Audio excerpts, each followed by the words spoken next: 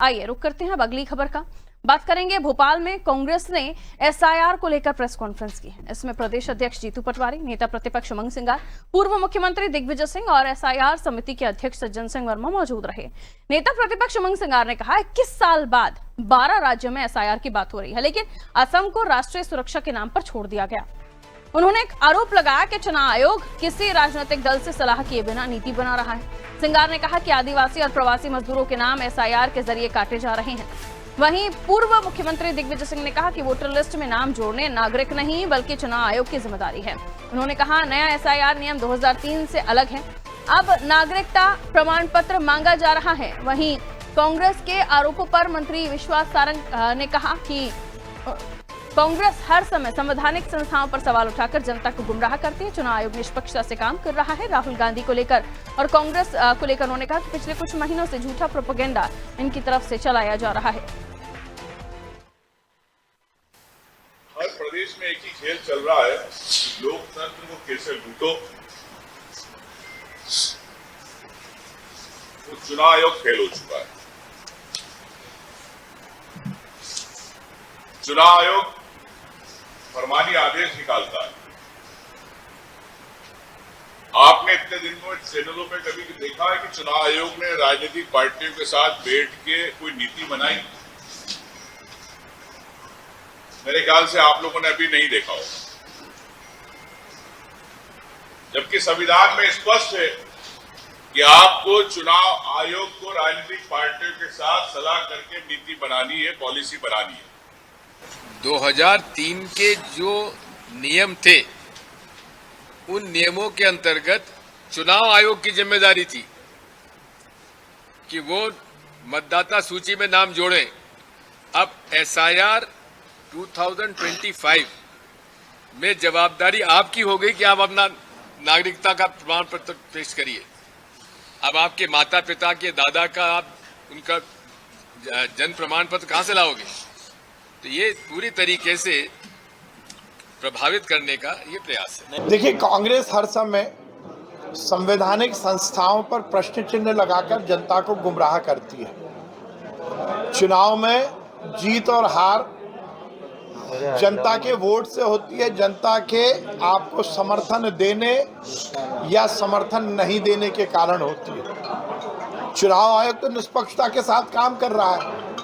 Rahul Gandhi ji propaganda कर रहे हैं वोट चोरी का, पर क्या उन्होंने इस तरह की कोई भी शिकायत चुनाव आयोग की? तो देखिए, कांग्रेस एसआईआर को लेकर आरोप लगा रही है। उनका कहना है कि पहले 2003 तक के समय के बाद जो नियम बनाए गए हैं उसमें अब आपको अपने जो नए नियम बनाए गए हैं उसमें अब आपको अपने दादाओं के भी प्रमाण पत्र देने पड़ेंगे। बहरहाल, लेकिन अगर किसी का नाम कटता है एसआईआर होने के बाद भी, तो भी 2 महीने का समय, ऐसा क्यों नहीं समझना चाहता कोई? ये समझ से परे है। आरोप प्रत्यारोपों के तर ये एसआईआर की भी आवश्यकता इसलिए पड़ी क्योंकि लगातार हम देख रहे थे कि बोगस वोटर्स की खबरें आ रही थी। इसे नया समझते हुए इस पर वाकई एक नैरेटिव गढ़ने की कोशिश की जा रही है। आइए इसे समझने की हम कोशिश करते हैं, क्योंकि बीजेपी कह रही है साफ तौर पर इसे लेकर कि प्रोपेगेंडा करने की कोशिश करते हैं। मनोज वर्मा जी हमारे पॉलिटिकल एडिटर स्क्रीन पर हमें दिखाई दे रहे हैं। मनोज जी, ये पूरा मामला एसआईआर से जुड़ा हुआ है, लेकिन एसआईआर को लेकर पहले भी हमने जब चर्चा की है तो कांग्रेस की गंभीरता देखने में आई है कि कितने गंभीर है। वहां जिला अध्यक्षों का प्रशिक्षण, यहाँ एसआईआर को लेकर जो बीएलए हैं उनका नियुक्त होना, उसके तरफ ये जो प्रेस कॉन्फ्रेंस की जा रही है, दिग्विजय सिंह जैसे नेता इस प्रेस कॉन्फ्रेंस में बैठे हुए और आरोप लगा रहे हैं। क्या उन्हें नहीं पता कि क्या अगर गलत वोटर्स हैं या जो अब वोटर्स नहीं है इस दुनिया में, जो दिवंगत हो चुके हैं, ये प्रोसेस एक प्रक्रिया है, लेकिन इस पर पॉलिटिक्स और प्रोपेगेंडा क्रिएट किया जा रहा है। देखिए, निश्चित तौर पर जो आपने कहा और हमने इस पर पहले भी बात की है, सबसे बड़ी बात यह है कि जब एसआईआर की घोषणा हुई थी उसके बाद चुनाव आयोग ने मध्य प्रदेश में भी प्रेस कॉन्फ्रेंस बुलाई थी। इसके साथ ही तमाम सारे राजनीतिक दल के नेताओं को वहाँ बुलाया गया था। उसमें कांग्रेस के जो नेता हैं उन्होंने अपनी तरफ से आपत्तियां दर्ज कराई थी, कई सारे सुझाव दिए थे, जिसमें एक सुझाव ये भी था कि बीएलए के साथ साथ बीएलओ की ट्रेनिंग भी कराई जाए। जो बूथ लेवल ऑफिसर, उनके साथ जो बीएलए, जो पॉलिटिकल पार्टियों के कार्यकर्ता होते हैं, उनकी ट्रेनिंग कराई जाए। और जो दूसरा दिग्विजय सिंह बात कर रहे थे कि 2003 का जब एसआईआर हुआ था तब वही मुख्यमंत्री थे, लेकिन आज भी किसी के दादा या पिताजी का जन्म प्रमाण पत्र किसी से नहीं मांगा जा रहा। उल्टे ये प्रावधान है कि जिन लोगों के मतदाता सूची में 2003 की मतदाता सूची में नाम है, मान लीजिए अगर मेरे माता पिता का नाम 2003 की मतदाता सूची में है या मेरा नाम है, तो जो मेरे बच्चे हैं अगर वो कल को वोटर आईडी लिस्ट में उनका नाम जुड़ना है, जनवरी 2026 की स्थिति में अगर वो 18 साल के हो रहे हैं, तो उनको कोई कागज नहीं देना है, वो केवल मेरा एपिक नंबर जो है इसके बाद उनका नाम जुड़ जाएगा। तो ये कहना सरासर गलत है कि माता पिता के जन्म प्रमाण पत्र माने जा रहे हैं, बल्कि उल्टा ये कि माता पिता का अगर नाम है, उनका एपिक नंबर आपके पास है, तो आपका नाम स्वतः जुड़ जाएगा। हमने बिहार में देखा अभी 60 लाख से ज़्यादा, वो 36 लाख हालांकि आंकड़ा दिग्विजय सिंह 62 लाख बता रहे हैं कि वोटरों के नाम काटे गए, लेकिन 7 लाख नए वोटर जुड़े भी हैं। तो बड़ी संख्या में हम देखते हैं, अगर हम बुंदेलखंड की बात करें, हम झाबुआ अलीराजपुर के जो सीमावर्ती इलाके गुजरात के, कि बड़ी संख्या में लोग यहाँ से पलायन करते हैं रोजगार के लिए, आसपास के राज्यों में जाते हैं, और फिर वो होता है कि जब फसल कटने के समय या किसी और बड़े त्यौहार के समय वो वापस लौटते हैं, जैसे हमने बिहार में देखा था छठ पूजा के समय।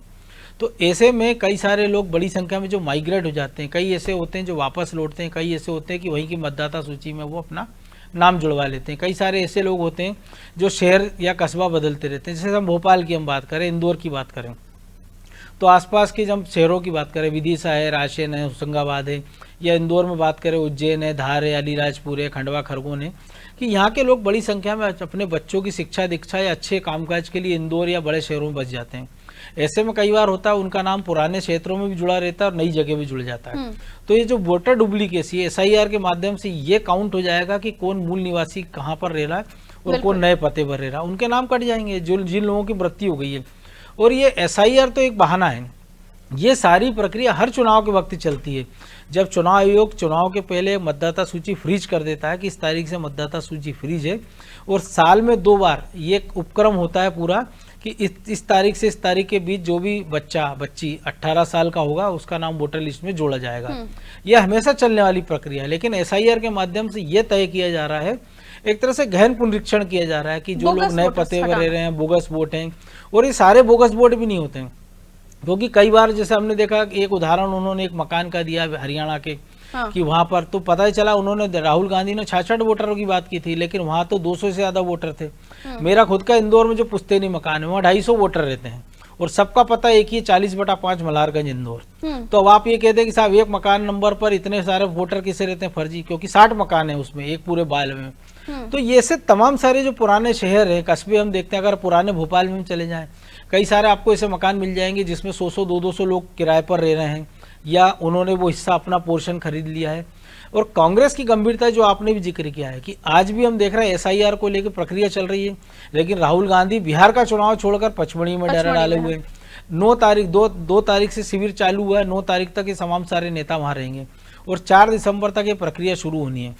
और दिग्विजय सिंह और तमाम नेता खुद ही कह रहे हैं, और कांग्रेस के नेता स्वीकार कर चुके हैं कि उनके जो BLA हैं, बूथ लेवल एजेंट, वो 65,000 जो बूथ हैं, अभी तक वो 55,000 ही BLA बना पाए। यानी कांग्रेस पार्टी खुद गंभीर नहीं है कि BLA बना दें, और ये चिंता कर लें कि उनके जो वोटर हैं उसका नाम कटे ना, और जो लोग परेशान हो रहे हैं वो परेशान ना हो।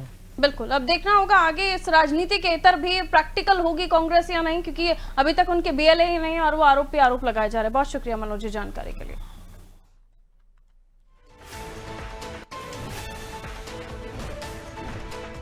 एक आरोप लगा रही है कांग्रेस के चुनाव आयोग बिना नागरिकों के बात किए या सलाह लिए नीति बना रहे हैं। बिहार में 62 लाख वोटरों के नाम काटे गए, दिग्विजय सिंह ने कहा, लेकिन जो नए वोटर जुड़े हैं उनके बारे में जिक्र नहीं किया।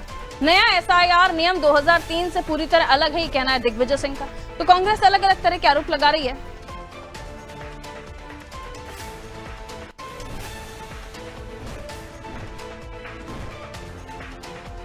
SIR को लेकर कांग्रेस के आरोप बीजेपी इसे प्रोपेगेंडा बता रही है।